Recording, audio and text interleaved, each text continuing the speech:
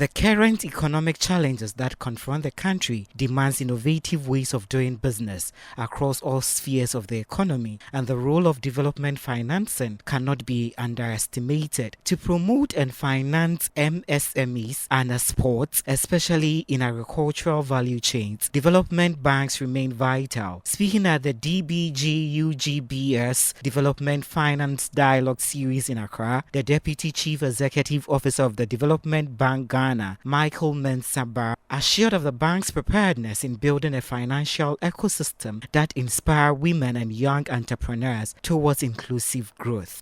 We know that to create economic resilience and accelerate social mobility, we must champion the role of knowledge, innovation, and to be able to measure the impact of our interventions.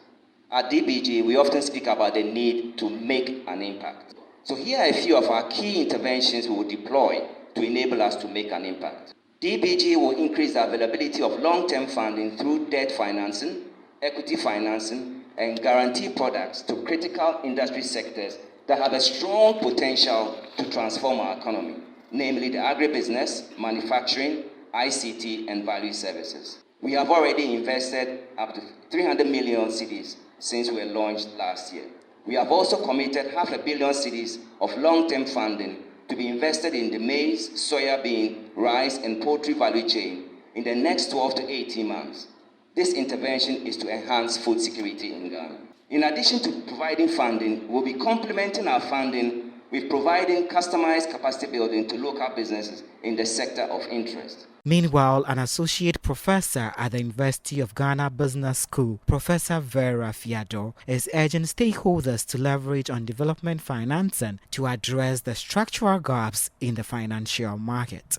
Our markets are not really structured to provide us with the needed, access to finance that you see in developed economies, because they're the private sector market in terms of capital markets. They work quite efficiently, so they always evolve and come up with products. In our case, we have a lot of catching up to do. So what is really happening then is that we are not there yet, and so development finance is more like trying to bridge the gap, because normally there's private funding, then there's public funding. Development finance is trying to straddle the two, provide long-term capital, but at the same time not work from a purely private perspective, in the sense that it's not chasing just profitability in terms of return. Some of which don't necessarily yield profitability, but would form the bedrock on which we can ride to then get to the point of profitability. So if we could harness development finance adequately, then we will get to the point where we'll be able to,